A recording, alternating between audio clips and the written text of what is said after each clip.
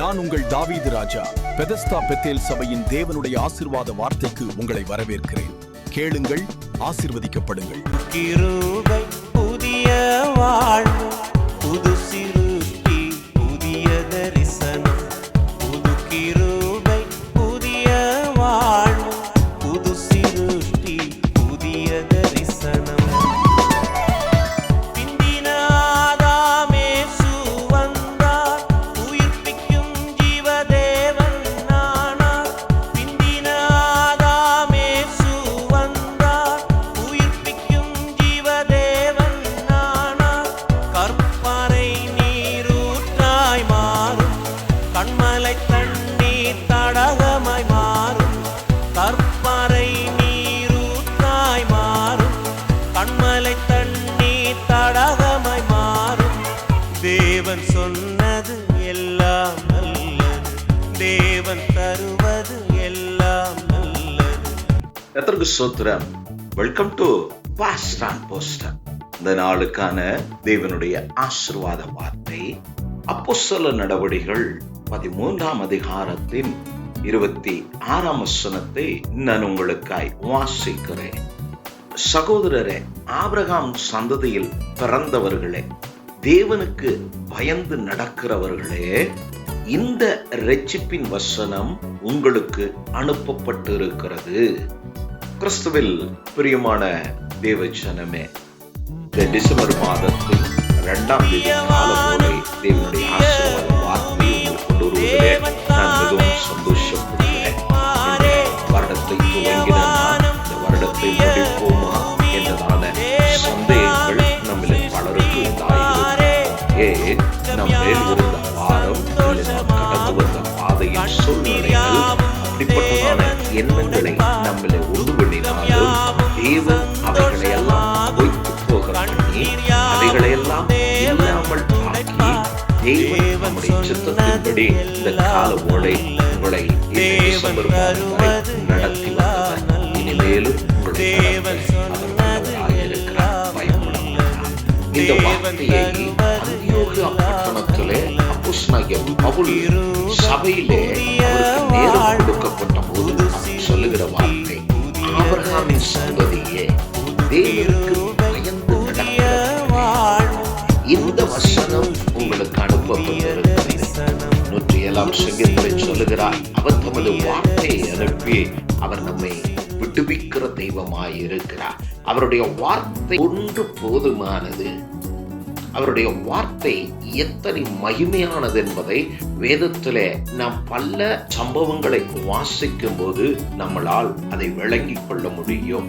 என்னுடைய ஊழியத்தின் அனுபவத்திலேயும் இப்படி பல சாட்சிகளை நான் சொல்லிக்கொண்டே இருக்கலாம். சென்னையில என்னுடைய ஊழியத்தின் நாட்கள்ல கிரீம்ஸ் ரோட்ல அந்த ஒரு ஸ்லம்ல ஒரு வீட்டிற்கு ஜெபிக்கும்படி அழைக்கப்பட்டிருந்தேன். விசுவாசிதான். அன்று அந்த ஏரியா பாஸ்டர் என்னை அழைத்திருந்தார். அவ்விடத்திற்கு ஊழியத்திற்காய் நாங்கள் போயிருந்தோம். ஒரு கிரவுண்ட்ல இந்த கூட்டத்தை ஆயத்தப்படுத்தி இருந்தார்கள். அநேக அங்கு வருகிறார்கள்.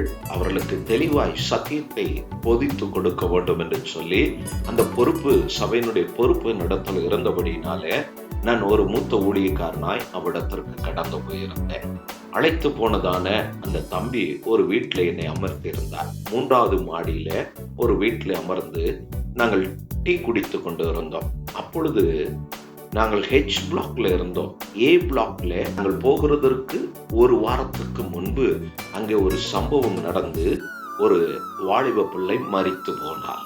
மரித்து போன அந்த வாலிப பிள்ளை அவருக்கு எதிர் வீட்டில் இருக்கிறதான 10th படிக்கிறதான பிள்ளைக்குள் புகுந்து விட்டால் அவளுடைய செயல்பாடுகள், அவளுடைய காரியங்கள் எல்லாம் மாறுபட ஆரம்பித்து விட்டது. இப்பொழுது அவள் தனித்தவளாய் வீட்டுக்குள் கதவை பூட்டிக் கொண்டு ஜன்னலை எல்லாம் அடைத்து 3 நாட்களாய் உள்ளே இருக்கிறார். என்ன அழைத்தாலும் வெளியே வருவதில்லை. போலீஸ் வந்தா அதற்கு பதில் கொடுக்கிறார். கதவு திறந்து வெளியே வருகிறதில்லை. நான் வருகிறேன் என்று சொல்லுகிறார். என்ன செய்கிறார் என்று புரியவில்லை. ஆனால் ராத்திரி நேரங்களில் பயங்கரமாய் கூச்சல் இடுகிறார்.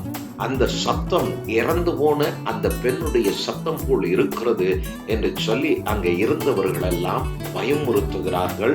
இப்படியாய் காரியம் நடக்கிறது.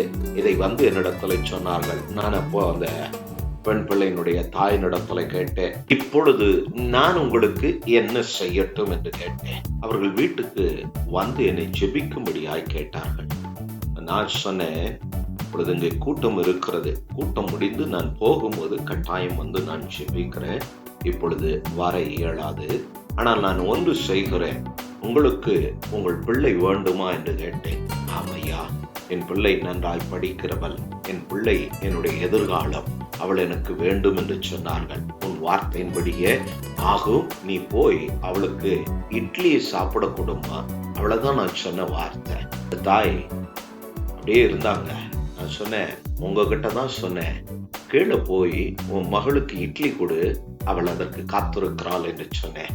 இந்த தாய் வேகமா இறங்கி போனா, இங்கே பேசிட்டு இருந்த அந்த நேரத்துல தேவன் அவளுக்குள் இருந்த அந்த அசுத்தாவி நின்று அவளை விடுவித்தார்.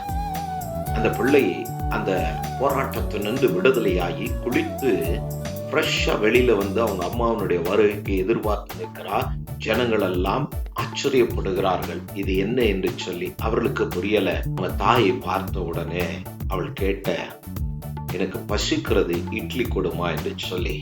இதைதான் ஊழியக்காரனாய் நானும் சொல்லி அனுப்பினேன். போய் அவளுக்கு இட்லி கொடு என்று சொல்லி அவங்க அவளுக்கு இட்லியை கொடுத்து சாப்பிட வைத்து விட்டு கூட்டம் ஆரம்பிப்பதற்கு முன்பாகவே அவர்கள் திரும்ப மாடிக்கு வந்தார்கள். நாங்கள் கீழே இறங்கி கொண்டு இருந்தோம். என்னவென்று சொன்னேன், இவதான் அந்த பிள்ளை, நீங்கள் என்னோடு பேசிக் கொண்டிருந்த அந்த சமயத்துல அவள் குளித்து ஆயத்தமாய் இருக்கிறார்.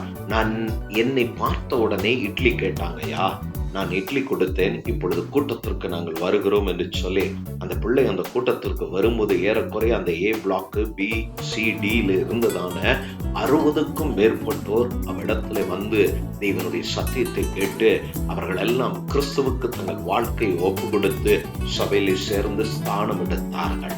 எதற்காய் சொல்லுகிறேன் என்றால், தேவன் தம்முடைய வார்த்தையை எத்தனை வல்லமை உள்ளதாய் கர்த்தர் வைத்திருக்கிறார். அதனால் தான் வேதம் சொல்லுகிறது, இந்த பூமியின் சகல பிரஸ்தாபத்தை விட தேவன் தம்முடைய வார்த்தையை அவன் மகிமைப்படுத்தி வைத்திருக்கிறார். அந்த வார்த்தை ஏசாயாவிலே சொல்லுகிறான், ஒரு நாளும் அது வெறுமனே திரும்புவதில்லை. எதற்கு அனுப்பினாரோ இந்த வசனம் உங்களிடத்தில் வந்திருக்கிறது. எதற்காய் இந்த கால ஓலை இந்த டிசம்பர் 2 இந்த வார்த்தை கர்த்தர் உங்களுக்கு அனுப்புகிறாரோ, உங்களுடைய போராட்டங்கள், உங்கள் பிரச்சனைகள் நீங்கள் எதிர்பார்த்து நடக்கலையே என்று சொல்லி வேதனைப்படுகிற அந்த காரியங்களை நடத்திட இந்த வார்த்தைக்கு வல்லமை உண்டு என்பதை விசுவாசிங்க. இந்த வார்த்தை வேற ஒன்றுமல்ல, இந்த வார்த்தை தான் நம்முடைய இரட்சகராகிய கிறிஸ்து இயேசுவின் நாமமாக. யோவானிலே நாம் வாசிக்க முடியும், சத்தியத்தை அறிவீர்கள், சத்தியம் உங்களை விடுதலையாக்கும் என்று சொல்லி இருக்கிறார். தேவஜனமே, இந்த கால ஓலை நாம் ஏன் பயப்பட வேண்டாம்? அவர் மரித்தொருந்து எழுந்தார் என்பதுதான் இந்த வார்த்தையினுடைய சத்தியமாக.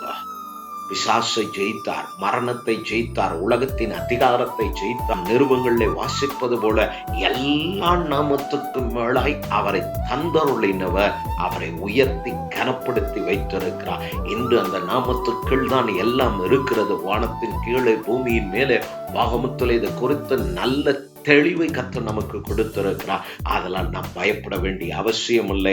வருடத்தின் கடைசிக்கு வந்துட்டோம். இது நம்முடைய பண்டிகையின் காலங்கள். அதீதமான செலவுகள் நம்முடைய ஆலயத்திற்கு, சபைக்கு, ஊழியத்திற்கு, குடும்பத்திற்கு, பிள்ளைகளுக்கு என்று சொல்லி நாம் அதை குறித்தும் கவலைப்படுவோம். ஒன்றை குறித்தும் கவலைப்பட வேண்டாம். கர்த்தர் உங்களுக்கு எல்லாவற்றையும் நன்மையாய் மாற்றி தருவார். அந்தியோகியா பட்டணத்திலே அங்கிருந்த சபையை பார்த்துதான் அவள் சொன்னார், ஆபிரகாமின் சந்ததியாரே, தேவனுக்கு பயந்து நடக்கிறவல்ல, தேவ பிள்ளைய, தேவ ஜனமே, நீங்க பயப்படாதீங்க. இந்த வசனம் உங்களை விடுவிக்கிற வசனமாய் இருக்கிறது. தூரத்துக்கும் சமீபத்துக்கும் அவர் தேவனாய் இருக்கிறார். அனானிய ஸ்திரீ இயேசுவினிடத்துல தன் மகளுடைய வேதனைக்காக வேண்டிக் கொண்டார். தெய்வம் நேரத்தை கடத்தினார். அவளுடைய விசுவாசம் தன்னிடத்தில் திரும்பட்டும். விசுவாசிக்கிறவனுக்கு எல்லாம் ஆகும். விசுவாசத்தினாலே நீதிமான் பிழைத்துக் கொள்வான் என்று எழுதியிருக்கிற அவ்வார்த்தையின்படி ஒரு விடுதலையை தேடி வந்தாள். தெய்வத்தை தேடவில்லை. அவளுடைய இருதயம் தெய்வத்தை தேடின போது முழுமையாய் இவரிடத்திலிருந்து விடுதலை உண்டு, இவருடைய வார்த்தையில் வல்லமை உண்டு, இவருடைய வார்த்தை ஒன்று போதும் என்று சொல்லி அவன் நம்பின போது தேவன் சமாதானத்தோடு போ என்று அவளை அனுப்பினார். அதே நேரம் அதே சமயத்துல அவளுடைய மகள் அங்கே விடுவிக்கப்பட்டார். ஒரு 100க்கு அதிபதி, ஆலயத்தை கட்டி கொடுத்தவன் தேவனை தன் வீட்டிற்கு அழைத்தான் வேலைக்காரனுடைய வியாதிக்காக. பின்பு அவர் வந்து கொண்டு இருக்கும் போதே இன்னும் 2 வேலைக்காரரை அனுப்பி, என் வீட்டுக்கு வர நான் பாத்திரன் அல்ல, என் வேலைக்காரன் சொஸ்தமாக ஒரே ஒரு வார்த்தை போதும் எனக்கு சொல்லி கேட்கிறான். தேவன் வார்த்தையை அனுப்பினார். அவன் விசுவாசத்தை கனப்படுத்தினார். இந்த கால ஓலை பதற வேண்டாம், தளர்ந்து போக வேண்டாம், சோர்ந்து போக வேண்டாம். ஊழியக்காரனாய் நான் உங்களை தைரியப்படுத்துகிறேன். நிச்சயமாய் நீங்கள் எதிர்பார்த்ததை விட தேவனுடைய வாக்குத்தத்தம் பெரிதாய் இருப்பதனால தேவன் உங்களுடைய போராட்ட பிரச்சனைகள், உங்கள் தேவைகள், உங்கள் காரியத்தை எல்லாத்தை விட தேவனுடைய வார்த்தை பெரிதாய் இருப்பதனால் நிச்சயமாய் அந்த வார்த்தையின்படியே கர்த்தர் உங்களை ஆசீர்வதித்து உங்கள் கட்டுகளை அவிழ்த்து உங்களை விடுதலையாக்கி உங்களை இரட்சிப்பின் பாத்திரங்களாய், விடுதலை பெற்றவர்களாய், ஆசீர்வாதத்துக்கானவர்களாய் கர்த்தர் உங்களை நிறுத்துவார். பயப்படாமல் தைரியமாய் முன்னோக்கி கடந்து போங்க. விசுவாசத்தை விட்டு விடாதிருங்க. கர்த்தர் உங்களோடு கூட இருக்கிறார். விசுவாசிக்கிறவன் எவனோ அவனுக்கு ரட்சிப்பு உண்டாகும். அந்த ரட்சிப்பு அவனுடைய பலனாய் இருக்கிறது என்று சொல்லி இந்த சுவிசேஷத்தை குறித்து, இந்த வசனத்தை குறித்து, இந்த வார்த்தை குறித்து நான் வெட்கப்படேன் என்று சொல்லி ரோமர்ல அப்போஸ்தலனாகிய பவுல் எழுதுகிற வார்த்தை நாம் வாசிக்க முடியும். ஆம் தேவ ஜனமே, இதை நீங்கள் விசுவாசிப்பீர்களானா இந்த வார்த்தை உங்களுக்கானது, உங்களை விடுவிக்கக்கூடியது என்று விசுவாசிப்பீர்களானா இந்த வார்த்தை நிச்சயமாகவே உங்களை விடுவிக்கும். இந்த வார்த்தை உங்களுடைய பலனாய் இருக்கிறது. அப்போஸ்தலனாகிய பேதுரு பரிசுத்த ஆவியானவர் சபையில் ஊற்றப்பட்ட போது நம்மோடு இருந்த சீஷர்களையும் அங்கே சுற்றி வந்த ஜனங்கள் அதை பார்க்க, வேடிக்கை பார்க்க வந்த எல்லாருக்கும் முன்பாக தாவீதின் பலத்தில் எழும்பி நின்று இயேசு மரித்தொருந்து எழுப்பினார். நீங்கள் அவரை சிலுவையில் அடைத்து அவரை கொன்றீர்கள், கொலை செய்தீர்கள், அவரை அடக்கம் பண்ணினீர்கள். ஆனால் அவரை அனுப்பினவரோ அதை நின்று அவரை எழுப்பினார். அதற்கு நான் சாட்சி என்று தைரியமாய் அந்த அப்போஸ்தலனாகிய பேதுரு பிரசங்கித்தார். அவர் சொல்லுகிறார், அவர் உங்கள் எல்லோரையும் அவர் பொல்லாங்கில் இருந்து, இதை கேட்கிற உங்களை அவர் பொல்லாங்கில் இருந்து விலக்கி ரட்சிக்கிற தெய்வமாய் இருக்கிறார். எந்த பொல்லாப்பும் எந்த கிரியையோ உங்களை மேற்கொள்ள முடியாது. அவர் எல்லாவற்றுக்கும் மேலானவராய் இருக்கிறார். அதனால் இந்த கால ஓலை தைரியமாய் சொல்லுங்க, அவர் வார்த்தையால் பயமில்லையே என்னிலே, அவர் வார்த்தையால் சுகமாய் வாழ்வேன் இந்த மண்ணில் என்று சொல்லி அந்த வார்த்தையின்படி இந்த கால வேளை கர்த்தருடைய வார்த்தையினாலே உங்களுக்கு ஒரு சுக வாழ்வை புதிய ஆண்டிலே இந்த அழுகையோடும் இந்த வேதனையோடும் நீங்கள் பிரவேசிப்பதில்லை. இதை தீர்க்க தரிசனமாய் நீங்கள் எடுத்துக்கொள்ளுங்க. நிச்சயமாய் உங்கள் அழுகையை துடைத்து உங்கள் பயத்தை உங்களை விட்டு அப்புறப்படுத்தி ஆசீர்வதிக்கப்பட்டவர்களாய் அநேகருக்கு சாட்சியான பாத்திரமாய் தேவன் மரித்திருந்து எழுந்து உங்களுக்குள் இருக்கிறார். உங்கள் காரியங்களை எல்லாம் அவரே செய்கிறார். நீங்கள் அவரால் நடத்தப்படுகிற குடும்பம், அவரால் நடத்தப்படுகிற பிள்ளைகள் என்பதை கர்த்தர் அடையாளப்படுத்துவார். அதனால் மனம் தளராம நாம் ஒரு மனமாய் கர்த்தரை நோக்கி பார்த்து ஜெபிப்போம். பரலோகத்தின் பிதாவே, ஆசீர்வதிக்கப்பட்டதான இந்த கால ஓலைக்காய் ஸ்தோத்திரம். பிள்ளைகளுக்காய் நான் ஜெபிக்கிறேன். ஆண்டவரே, இந்த டிசம்பர் மாதம் வருடத்தின் கடைசி பல தேவைகள், பண தேவைகள், பொருள் தேவைகள், ஆண்டவரே கர்த்தாவே, சபையின் அலங்காரங்கள், சபையின் தேவைகள், ஊழியர்களுடைய பாரங்கள், பல காரியங்கள் இருக்கப்பா. கர்த்தர் ஒன்றிலும் உடைய பிள்ளைகள் வெட்கப்பட்டு போகாமல் நிறைவாய், தைரியமாய், சஞ்சலத்தோடு, கஷ்டத்தோடு அல்ல, மன நிறைவாய் காரியத்தை செய்ய உடைய பிள்ளைகளுக்கு தேவையான பொருளாதார ஆசீர்வாதத்தை கொடுத்து ஒன்றிலும் குறைபட்டவர்களாய் இல்லாமல் எல்லாவற்றிலையும் பூரணராய் ஆண்டவரே இவர்கள் நிற்க, நடக்க, ஆண்டவரை சாட்சி பகர உடைய பிள்ளைகள் ஒவ்வொருக்கும் கர்த்தர் கிருபை செய்யும்படியா நான் ஜெபிக்கிறேன். ஆண்டவரே, பொழுதும் வியாதி படுக்கையில ஆண்டவரை போராடி கொண்டு இருக்கிற பிள்ளைகள் டாக்டர்களால் கைவிடப்பட்டு என்ன செய்வது என்று திகைத்து மரணத்தை எதிர்பார்த்திருக்கிற உடைய பிள்ளைகளை தோன்று எழுந்தவரும் மரித்தோரை எழுப்புகிறவருமாகிய இயேசுவின் நாமத்தினாலே ஊழியக்காரனாய் நான் இப்பொழுது இவர்கள் எந்த இடத்துல, எந்த ஊர்ல, எந்த கிராமத்துல இருந்து இப்பொழுது ஜெபித்தாலும் இப்பொழுது அந்த மரணத்து நின்று இவர்களை நான் விட்டு வைக்கிறேன். ஆண்டவரே, போராட்டத்தில் நின்று வியாகுலத்தில் நின்று பிரச்சனை நின்று மாந்திரிக கட்டுகள் நின்று செய்வினை நின்று உடைய பிள்ளைகள் விடுவிக்கப்படுவார்களாக. தேவனுடைய சமாதானமும் தெய்வ பலமும் அவர்கள் சரீரத்தையும் அவர்கள் குடும்பத்தையும் ஆசீர்வாதம் தொடரட்டும், ஆட்கொள்ளட்டும் என்று சொல்லி கரத்துல ஒப்பு கொடுக்கிறோம். தொடர்ந்து உடைய நாமத்தின் சாட்சிகளாய் நாங்கள் நிற்க நடக்க கர்த்தர் உதவி செய்ய கிருபை எங்களோடு கூட இருக்கட்டும். தாழ்த்துகிறோம். கனமும் மகிமையும் மீட்பர் இரட்சகருமாகிய இயேசு கிறிஸ்துவின் நாமத்தினாலே பிதாவே, ஆமென், ஆமென். மீண்டும் தேவனுடைய ஆசீர்வாத வார்த்தை உங்களுக்கு கொண்டு வருகிறவரை கர்த்தர் உங்களோடு இருப்பாராக. கர்த்தர் உங்களை ஆசீர்வதிப்பாராக.